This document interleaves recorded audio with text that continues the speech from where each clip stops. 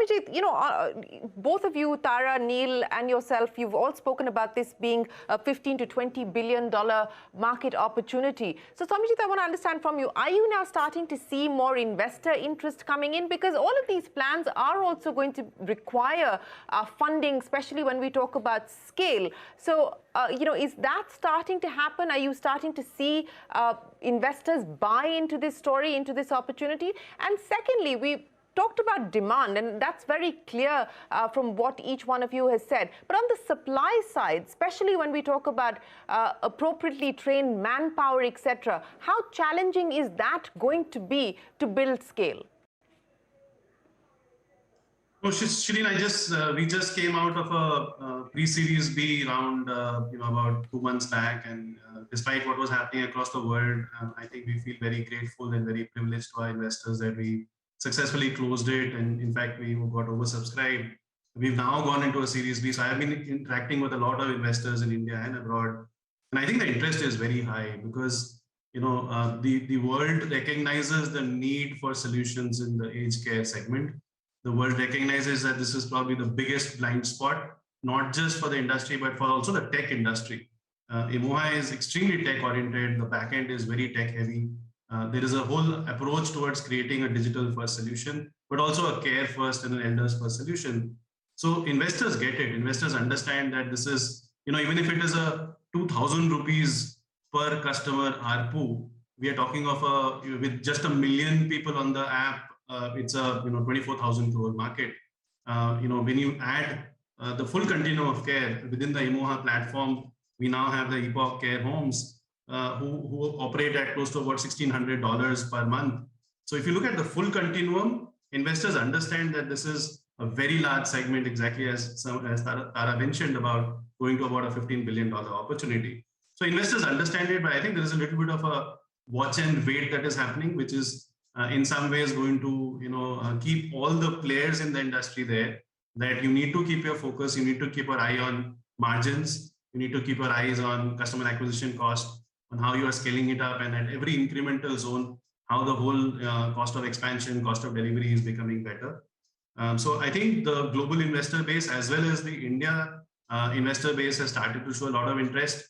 There are a lot of single HNI investors who are putting in money, which is a great indicator, despite market conditions. I think the demand side is something that is seeing increasingly an opening up. So whether it is different parts of the country where individuals are recognizing that elder care cannot be anymore a point which is ignored. A lot of blind spots in NRIs, for example, have opened up after the COVID period, where they've realized that they can't afford to just have their parents vulnerable in some part of the country. Corporates, insurance people, bank people have understood who are now partnering with organizations like us, that there is some part of the care play that we can have an active role. To your third point about supply, I think there is innovations that is at play. Again, we don't need to reinvent the wheel. There is possibilities for utilizing a lot of talent which is there in the neighborhood. Part of the talent could be the elder itself.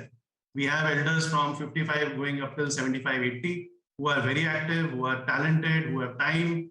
And exactly as Neil was mentioning in what Get Set Up is doing, and brilliant work by Neil, there is possibilities of many of such kind of people being brought into the fold of routine employment for taking care of elders itself. So whether it's young people who are available, but maybe in alternate professions as gig economy, or it is elders, I think there's a full spectrum of supply also available, which can be leveraged. But it requires a lot of innovative deployment, with technology stitching the whole thing together. Yeah, I would imagine that you need to bring all stakeholders together and really have that ecosystem impact. But Neil, you said you've been in business now for the last 2 years. Take me through what the plans are now as far as expanding this offering is concerned, taking it to more people.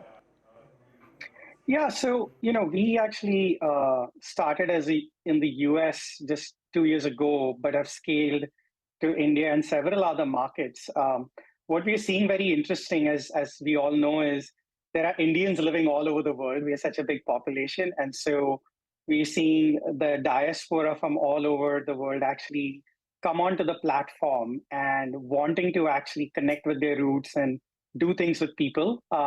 So we are starting to now grow from online because our online offering has scaled quite a bit, is to take that to the next level where people want to meet in person.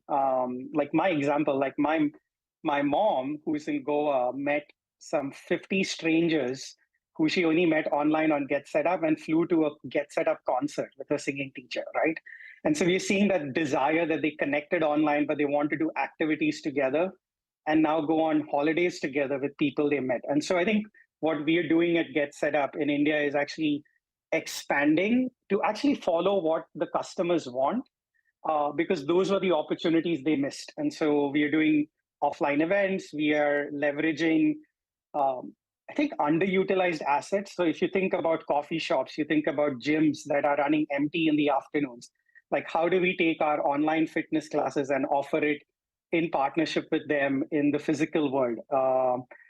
Same with financial institutions that are, they've realized that our platform has about 86% are women who have traditionally been out of the financial literacy space. Like usually the husbands take care of all the finances, but we're seeing women on our platform being so inquisitive. So we're having banks and pension funds in India actually approach us to run more financial literacy programs, funding some businesses that are coming from these women. So it's very exciting to see the online community that was built over the last 2 years and really taking it to the offline world to actually help them accomplish some of the goals that they had as they're aging.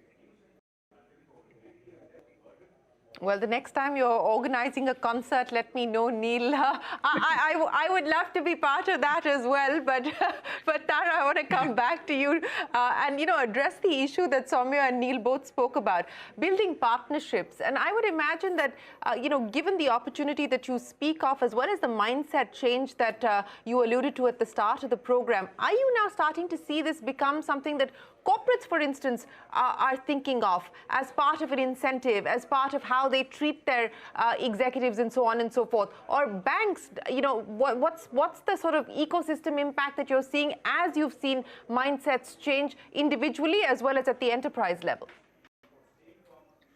No, definitely, Shereen. We're seeing, we're seeing the whole investor space change hugely. And the minute the investor space starts changing, people in general start waking up to a sector. So that's been a great shift that we have also seen. Partnerships, of course, given that aging is so linked to healthcare to begin with, there are healthcare partnerships that are integral to the existence of any senior care offering. So we are seeing our partnerships with healthcare partners deepening both ways, because it's an audience that doesn't need to be hospitalized. And therefore, we're even seeing hospitals partner with us and say, take over some of the care and we'll do the clinical bits, which is something they are very good at. So that's a big partnership model that we're starting to see. To corporates, I would say the conversations are starting. I haven't seen much translate, and it was a pool that we talked a lot to in the early days of Antara in Dehradun, but then we saw that the buying and the consumer behavior was very sort of end-to-end or B2C in that sense. But at some point, at least the care homes and the home care bit, the minute insurance starts linking up more strongly, corporates will have to start looking at this as somewhat retirement benefits. And I think the shift is on the anvil. And lastly, banks, etc. I think given that so much of this $15 to $20 billion pool is in financial services, they are starting to change products around. And we're seeing that both insurance, life insurance, ULIP plans, as well as traditional banking is starting to adjust slowly to understand that this consumer and demography needs special attention. I think we're a few years away from these partnerships actually taking shape, but I do see a lot of potential partnerships within people in the senior care space, like I already mentioned. And I think that will be very exciting for us and to see how the multiplier effect can kick in. So, Tara, what should we expect in terms of the next set of targets that you've set for yourself? You talked about the Noida community that's going to be up and running by 2025. What else is on the cards? So we're actually getting into what I'm calling version 3.0 Vantara. And there's a lot of scale up that we are envisioning because it's a very exciting time for us. So when we look at our residences vertical, our second project is already well on its way to getting operationalized. We want to have at least 5 to 7 more residential communities in the coming 3 to 5 years. In the vertical of care homes, we see ourselves going from a current 100 beds to about 2,000 beds and spreading outside of the NCR. We want to continue to grow the home care business as almost an ancillary service to these. And we are actually in an exciting juncture where we're looking at other adjacent opportunities that can also help us scale up and give us sort of a fair amount and uplift in revenues now that we're being able to see the proof points of all of our business models. So we're sort of at the start of a very exciting phase 3, as we call it. Okay, so 3.0, that's the journey that you're starting. But Saumyajit, if I were to ask you for a wish list to leave us with, we've all spoken about the opportunity that exists, but if there was a wish list in terms of the changes that you believe need to be made, both at a policy level, at the level of government intervention to enable and facilitate the growth of this space, anything in specific that you'd like to leave us with? Yeah, so I think the one must definitely acknowledge the fact that the last 2 years, particularly, there's a lot of activity that has happened by the Ministry of Social Justice and Empowerment. The current secretary has been extremely active, Subramaniam, for making, together a lot of policy changes. But I think the one policy shift that is very important is to be able to have organizations which are in the senior care space, benefit from the kind of services they are able to do and pass on benefits to the end consumers, particularly in matters related to GST, or how we can reduce the burden that they already have. Elders across the country, as we know, they have high assets but low cash. They don't have a running income. So adding to their expenditure is not a great idea, and therefore being able to have expenditure related benefits come to them by virtue of lower tax or GST is something which is a very important aspect.